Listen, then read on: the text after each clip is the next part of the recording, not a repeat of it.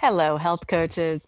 I am thrilled to be diving into what's going to be a 3-week series here on the show. We're going to be talking about all things Facebook groups because honestly, when I look back over the past decade of my business, I realized Facebook groups have been the single most useful tool over this entire time. I've created many Facebook groups, so many. I still have them all just sitting there somewhere in my Facebook account. I'm like, oh my gosh, remember this one?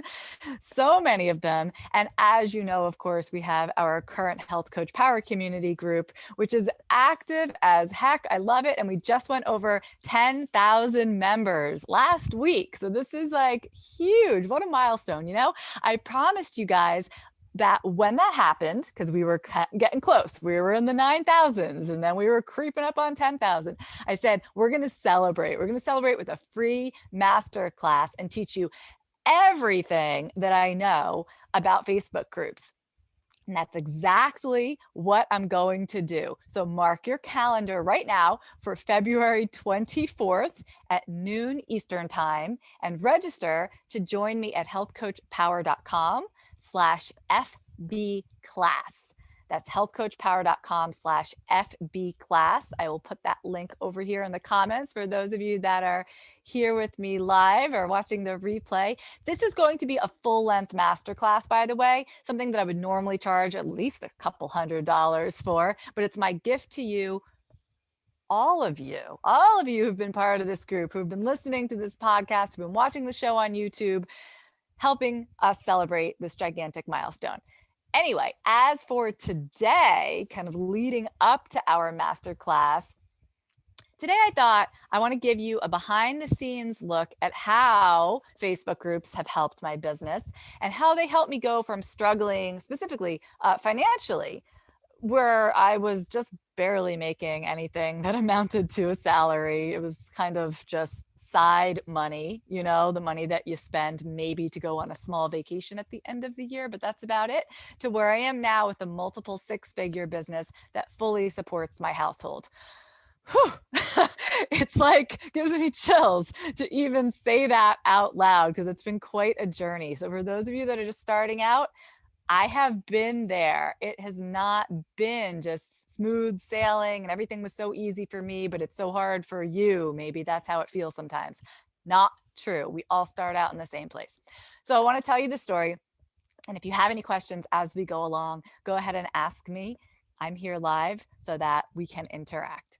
I want to rewind and go back to 2014.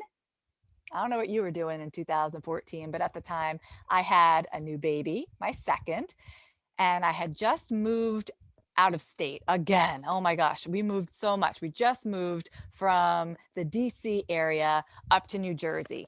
Things were kind of hectic with the baby. My other son was about 3 years old. My marriage was failing and my business was kind of all over the place.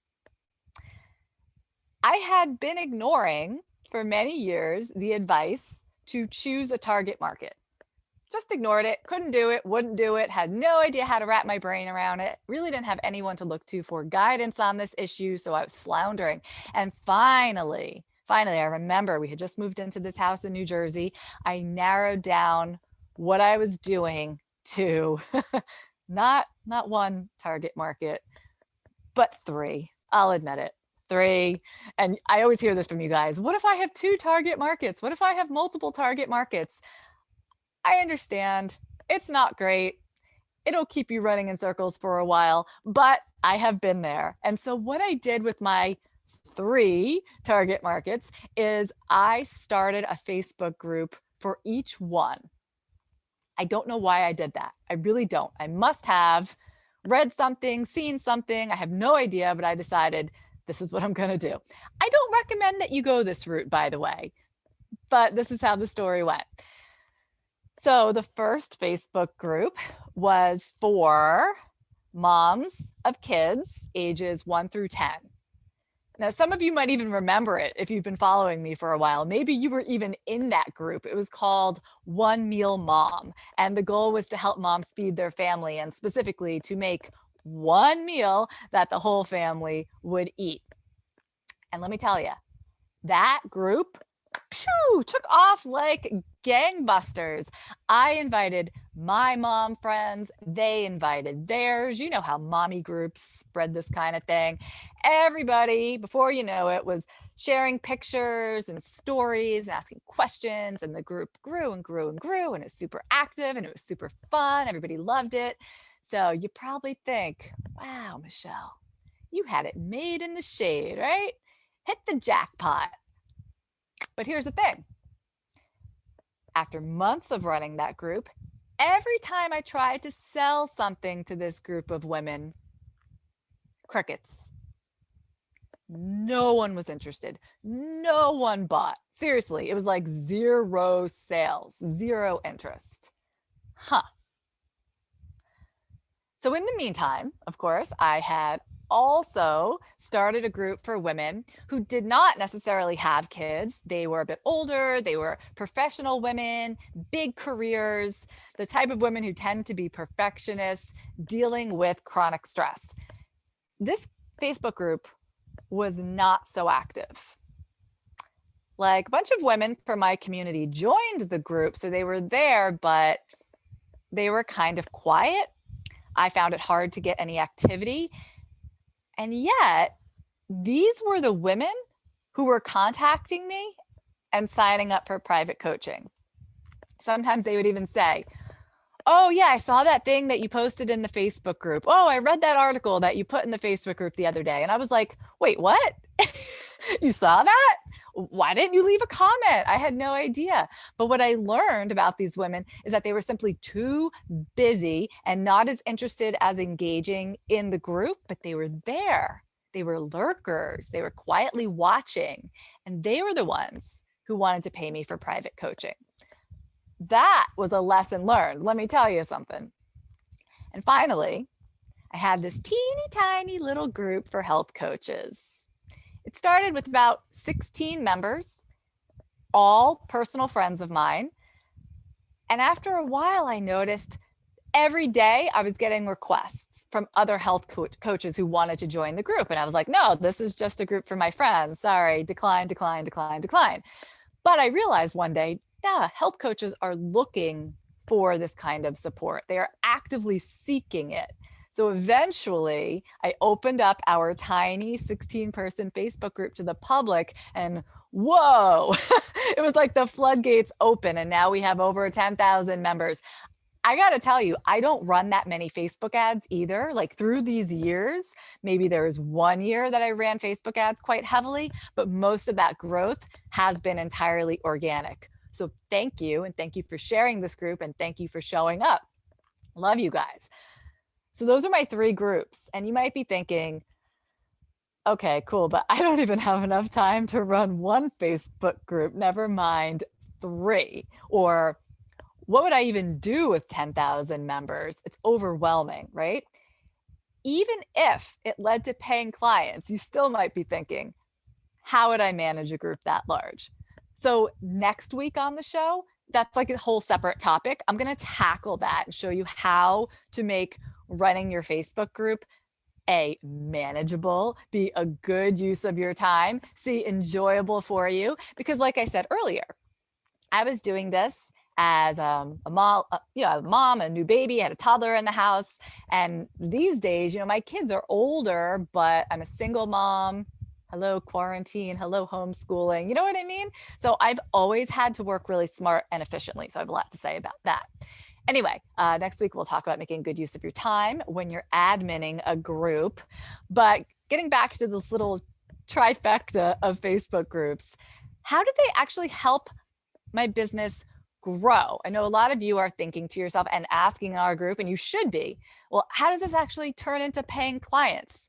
And you should be asking that of everything that you do in your business. Wait a minute, why am I doing XYZ? Why am I sending emails? Why am I holding workshops? How am I going to connect that to actually signing clients and making money?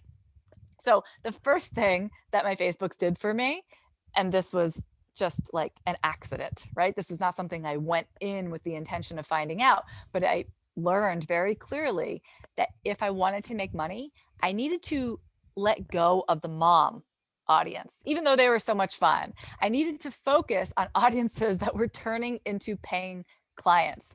It was like that classic case of social media not telling you the whole story. You know, like sometimes you'll see someone has a Facebook group with a jabillion followers, or they have a huge Instagram following, and you think, oh man, I wish I could be like that. You know, I wish I could have a business that big. They're doing so well. And we start comparing and despairing. But you cannot see somebody's bank account based on their social media following. I promise you, I know so many coaches in the industry that have those big followings, but they're not making money on the backside of it. So remember that. And what my One Meal Mom group, that is sort of an example. It would have impressed the heck out of you, but $0 coming in. So not actually that impressive. Anyway, as my business got more focused on the clients that were ready, willing, and able to pay me, the ones who were interested in hiring me, the ones that had a big problem to solve, one that was worth them spending money and time on. That's how I started to grow. So it was market research. And that's one of the very, very best parts about running a Facebook group, because even once I narrowed down on my target market, inside a Facebook group, you guys, you get to know a target market inside and out if you're paying attention. You get to know their behaviors, you see their questions, you get a sense of what they care about and what they don't really care about. It is so insanely valuable. Samantha's saying, I hope that's true. It's true. And when you really, truly understand your target market, because you are having a conversation with them on an ongoing basis, you are better able to serve. You show up in a way that makes more sense to these people. Sometimes I have people say to me, Michelle, it's like you're reading my mind. And I'm like, well, no, I'm not reading your mind, but I am reading your Facebook group posts. It is so immensely valuable to my business to be able to do that, because then when I am going to sell something, I know exactly what this group of people wants. Now, one of the biggest mistakes that I see coaches making when it comes to selling, right? Because we do want to connect the dots between just running a fun group and actually earning money. Coaches do this. They're like, okay, I got this Facebook audience. I have 100 people. I have 500 people, whatever it is. I'll advertise my services inside my Facebook group and then they'll buy from me. Ta-da! No, that's not the way it works. Seems like it should work, but I'm here to tell you that is not the best way to go about it. Your Facebook group is what we would call top of funnel. I'm pointing up here because it's the top of the funnel. It's a good way to get people in the door and into your world. Like, you're not even asking them for an email address to, they can just join your group. It's free. It's so easy. There's no barriers to entry. But once they get there, if you are constantly selling pictures of your products, testimonials, offers, those new members are going to run away screaming. So don't do that. And instead, you want to give so much value that they can't help but think, wow, I wonder what I would get if I actually paid to work with this person. People say that to me. Your free stuff is so good. I knew that paying you would be amazing. I would get amazing results.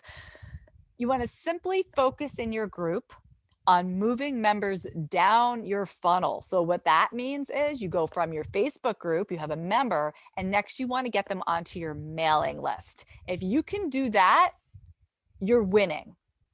That's what your Facebook group should be doing for you. In my opinion, that's what it does best. And then from there, once somebody's on your mailing list, and your mailing list is like a whole other topic that I'm obviously not going to be able to cover today, but once somebody's on your mailing list, the sales mostly come from your mailing list.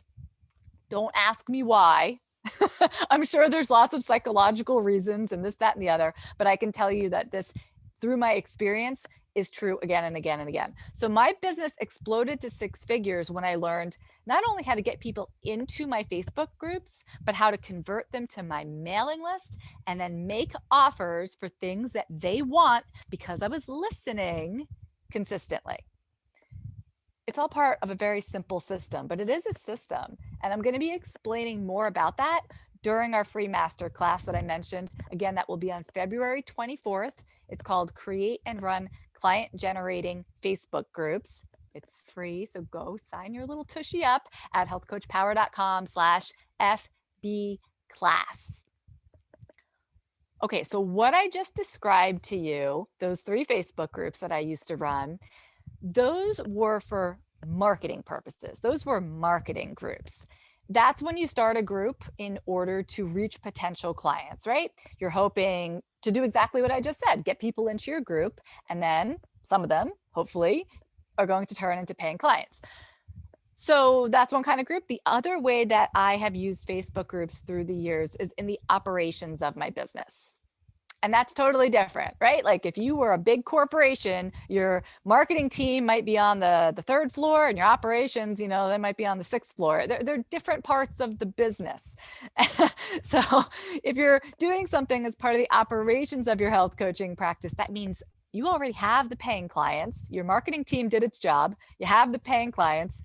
And now you're using Facebook groups as a way to service your clients. So every time I ran a group, every time I've run an online program, I've always had a Facebook group for members. Scratch that. In the very early years of my business, Facebook didn't exist. So we were using like Yahoo groups or Google groups or whatever it was at that time.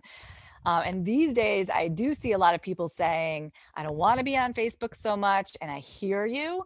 It's still the place that most people are and the place that they can access most easily. They are already logged in. They already have the app on their phone. They don't have to go somewhere else and create a new login and remember what it is and remember to go there. Most people are going to be showing up on Facebook, or they can show up on Facebook so easily. I still think it's the best place to run a group when you have some sort of program and you want to have a community to go along with it. Anyway, every time I did something like this, the groups were amazing. They were fantastic. I enjoyed it so much. Every time I finished a program, my clients would beg me to keep the group open. And they always said, this was the best part. This was the best part of the whole program. I liked the information. I liked the recipes. I liked talking with you, Michelle. But it was the group. It was the energy of the group that everyone didn't want to end. It helped them go through the program, get the support that they needed, and I think most of all, have some fun along the way. Because if you're not having fun, boring, people aren't going to stick around. So that taught me a lot. And I hope to share this with you. When you're connecting with people, especially when you're talking about health in particular, nutrition, it can be kind of dry. Like, not for you, not for me. We think this is the most fascinating stuff on earth. But like, we're health nerds. For normal people, it has to be fun. And if it's entertaining, then they're going to stick around. They're going to be there for it. They're going to want to hear what you have to say. And when they do that, they're going to get results. When they get results, they refer their friends, and then they and their friends become fans for life. If, on the other hand, it's dry, it's sciencey, it makes them feel bad about what they're eating, they're going to disappear on you. I have always felt when I've run a Facebook group that I'm the host of the party. I'm not like, it's not a show. I'm not like on stage and everybody's in the audience necessarily, but I am the host. So it's my job to make sure everybody's having a good time, to connect people to each other, right? To help everyone get what they're after, enjoy themselves at this party. And it doesn't feel like work at all. In fact, it feels like I want to pass a tray of hors d'oeuvres and offer a drink and listen to your stories. And ultimately, if we can create that kind of welcoming environment for the right people, the result will be in our bank account, because we are seen as a leader just by virtue of running the group. Even when, if you have only, 6 months of experience, or you're straight out of school or whatever it is, and you feel like, who am I? When you are the leader of any sort of organization or group, people will inherently look to you as someone who knows what they're talking about, someone who's in a position of leadership, right?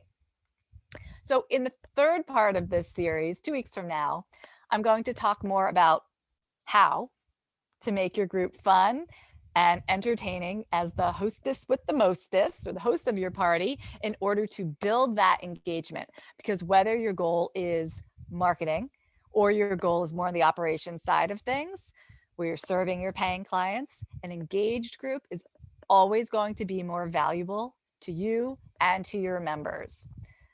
Samantha saying, I just started a group, committed to serving them. Yeah, it really takes stepping outside of ourselves and not being like, okay, what do I want to post into my group today? And a lot more about what do they want to talk about? And starting the conversations and seeing where it goes and let it go places that you may not have thought you were going to go today, but now suddenly you're talking about who knows what. And in that way, you are serving them best and you're serving yourself too, because then you're like, oh, okay, this is what they need. This is where their interest really lies. And then remember, on February 24th, again, I'm hosting an entirely free live masterclass for health coaches, create and run client generating Facebook groups. And you should totally go register for that now. Head over to healthcoachpower.com/FB class. Get yourself signed up, invite your friends. This is going to be like a big old community event. I don't usually give away quite this much for free, but like I said, big milestone in the business over here, big gift for you. I look forward to seeing you there, everybody. Take care. I'll be back next week.